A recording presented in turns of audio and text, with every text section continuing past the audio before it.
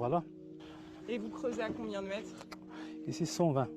La situation de la ferme, c'est près de mer. On est à 100, 120, 140 presque. À côté de la route, 200 plus. Là, vous pompez jusqu'à ce qu'il n'y ait plus d'eau, quoi. Ouais, c'est ça.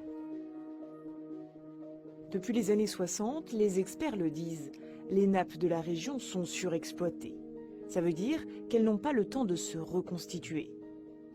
D'ailleurs, regardez, chaque année, la nappe de Stuka baisse de 4,5 mètres.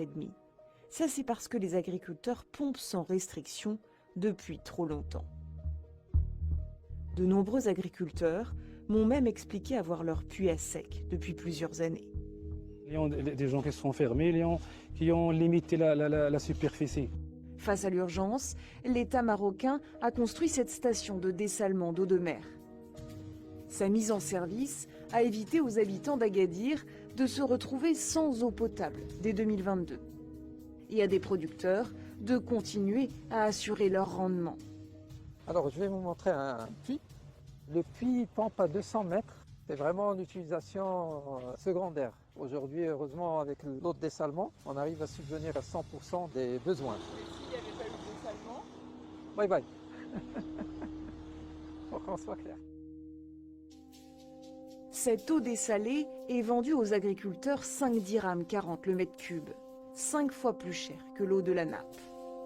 Une nouvelle donne qui oblige les agriculteurs à abandonner les cultures pas assez rentables et privilégier des productions comme les fruits rouges ou encore la tomate cerise, vendue 15 fois plus cher que la tomate ronde. L'eau dessalée, c'est pour la tomate à des rendements au-delà de 150 à 200 tonnes hectares dans des conditions très précises pour des fermes proches des stations de dessalement. Seuls les gros groupes, comme le marocain Matisha, le franco-marocain Azoura ou encore le français Grand Frais, ont les moyens d'avoir accès à cette eau. Certains petits agriculteurs se sont même mis à leur louer leurs parcelles, solution plus rentable que de les cultiver eux-mêmes. Ce sont aussi les gros producteurs qui peuvent financer des forages toujours plus profonds.